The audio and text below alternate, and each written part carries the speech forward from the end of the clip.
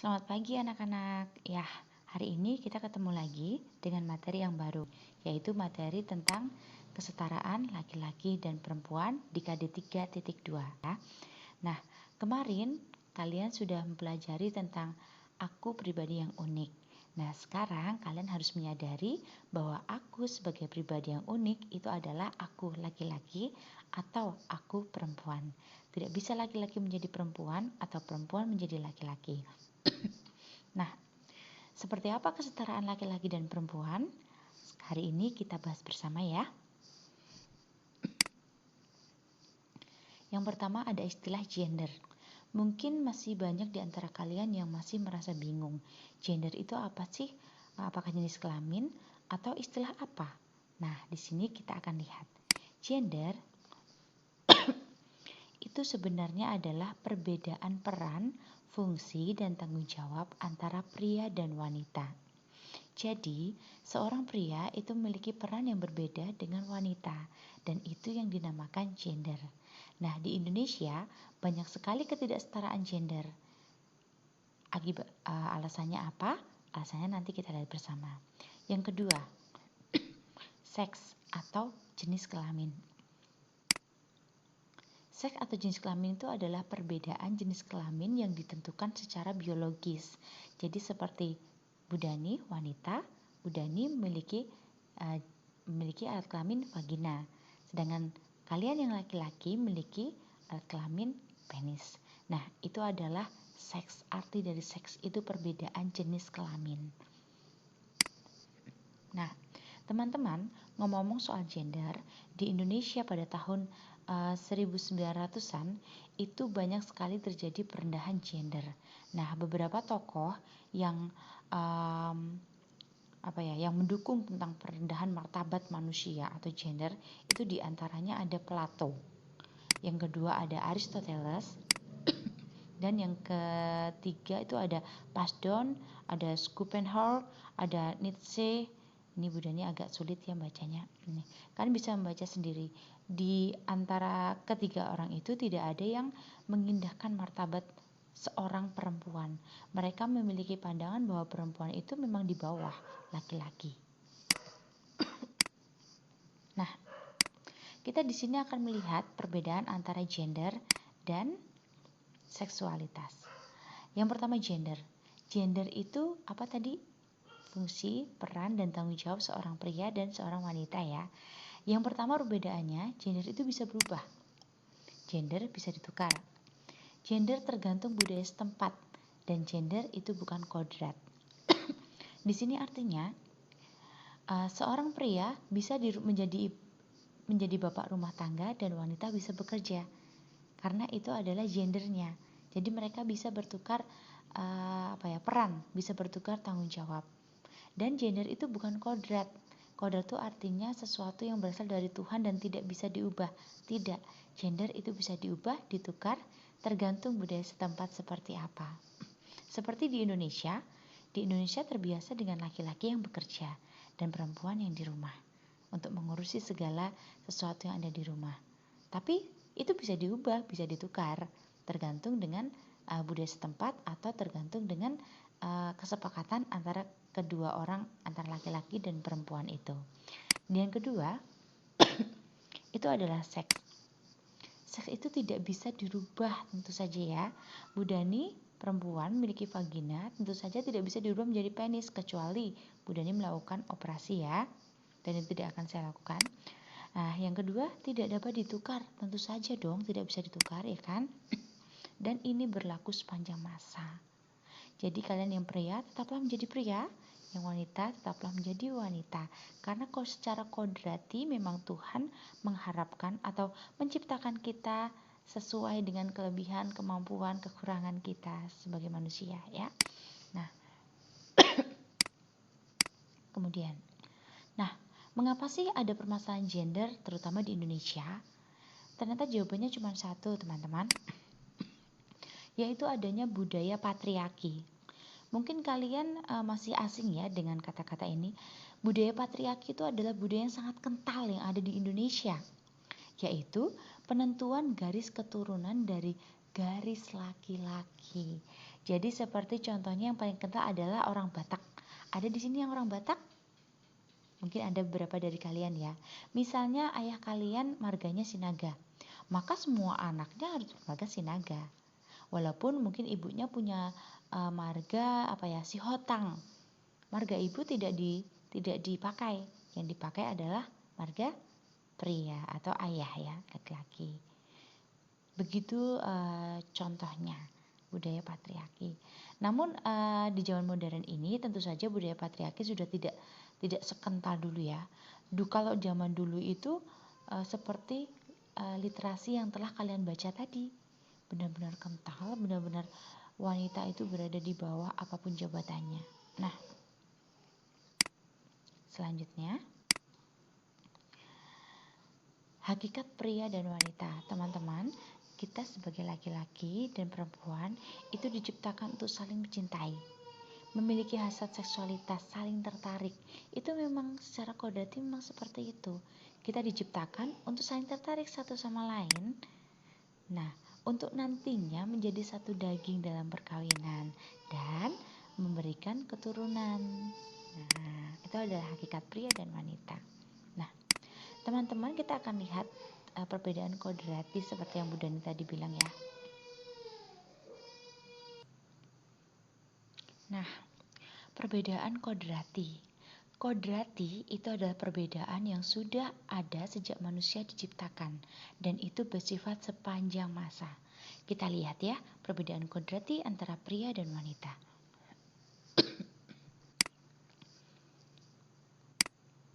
Nah, pria itu memiliki jakun.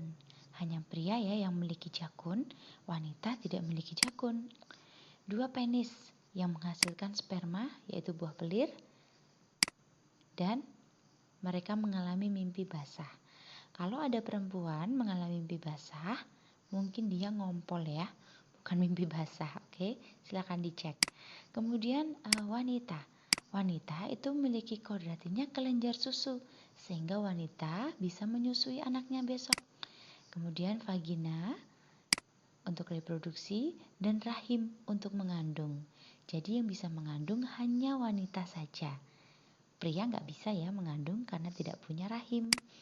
Dan menstruasi. Nah, ini adalah perbedaan kodrati antara pria dan wanita. Tidak bisa diubah kecuali operasi ya. Tidak bisa ditukar. Ini dari sananya, dari Tuhan sendiri. Oke. Maaf ya diselingi dengan bunyi-bunyi penjaga malam. Nah, teman-teman, walaupun pria dan wanita memiliki perbedaan secara kodrati, tetapi pria dan wanita atau laki-laki dan perempuan itu memiliki sifat komplementer dalam relasinya.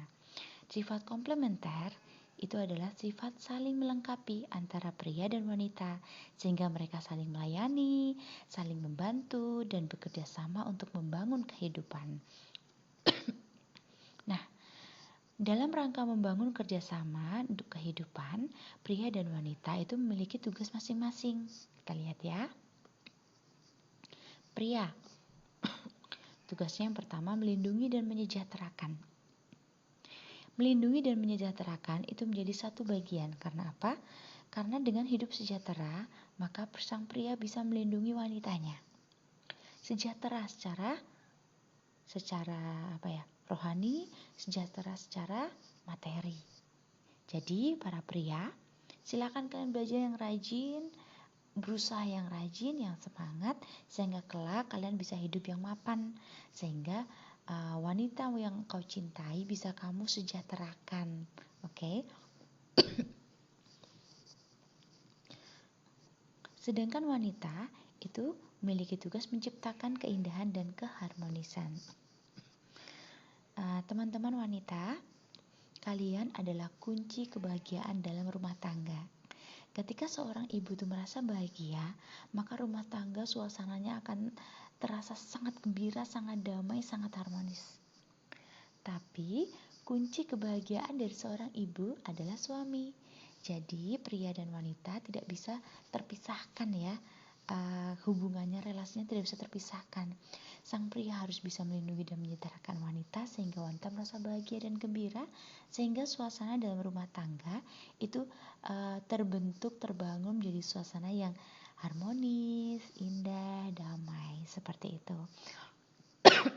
Tugas yang kedua seorang pria adalah menjadi kekasih dan partner. Kekasih dan partner.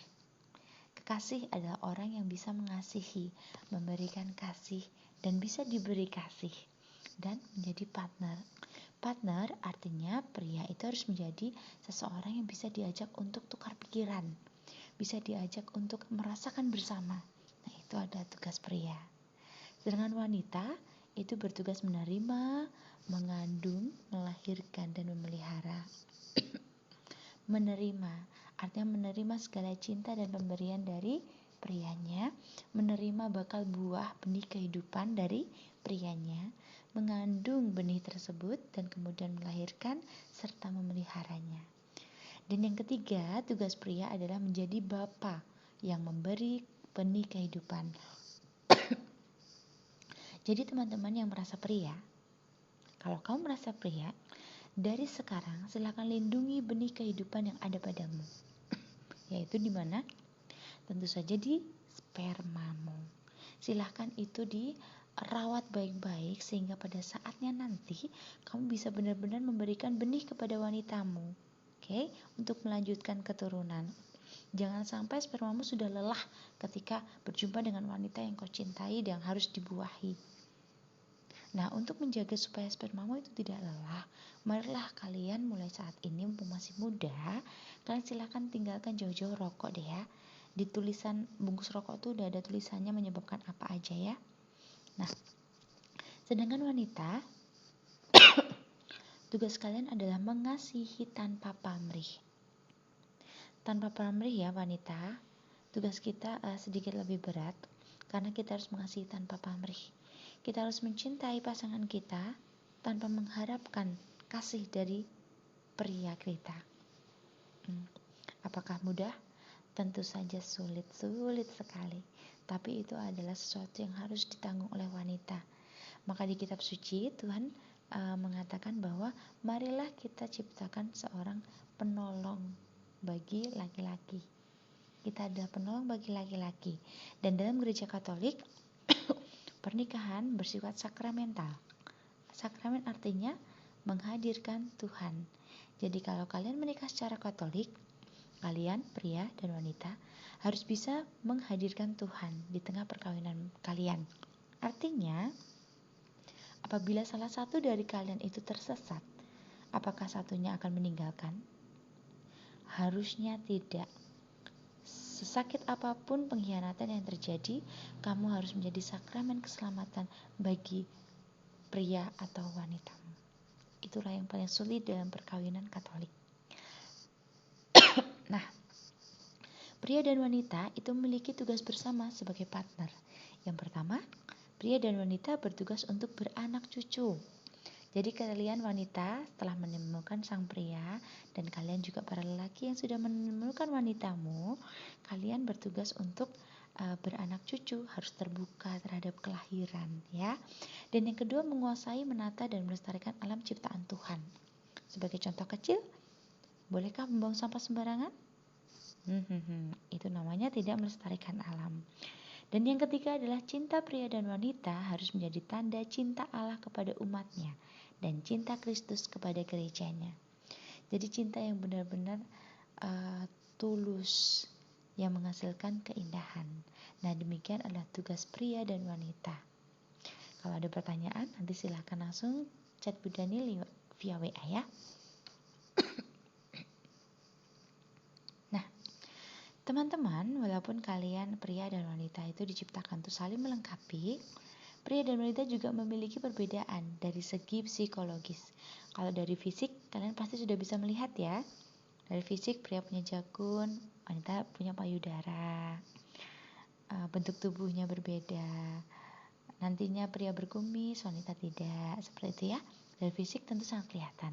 Tapi secara psikologis, mari kita lihat bersama. Laki-laki dan perempuan itu memiliki cara berpikir yang berbeda, teman-teman. Laki-laki itu lebih teoretik dan abstrak, lebih objektif dan berkepala dingin. Dia cenderung berpikir ke masa depan dan global. Dan dia cenderung berpikir untuk dirinya sendiri, egosentris. Sedangkan perempuan itu lebih intuitif dan konkret, berpikir hal kecil yang bersifat sehari-hari, cenderung berorientasi pada masa kini dan saat ini, dan cenderung berpikir keluar dirinya, lebih memperhatikan orang lain, orang tua, adik kakaknya, atau pacarnya, seperti itu. Seorang perempuan yang sudah menemukan orang yang dicintainya, dia akan fokus perhatikan orang yang dicintainya, beserta segala kebutuhan orang yang dicintainya. Itu perempuan. Kalau laki-laki, dia lebih ke dirinya sendiri. Yang penting aku oke, aku tampan, perempuan yang ada di sebelahku cocok untuk jalan di sebelahku. Itu laki-laki. Cara merasa. Perempuan ini perasaannya lebih mudah bergetar ya. Jadi ketika ada permasalahan, wanita lebih sering untuk lebih mudah untuk menitikkan air mata, gitu ya. Kemudian kalau misalnya ada hal-hal yang menyedihkan, itu juga dia lebih mudah tersentuh hatinya.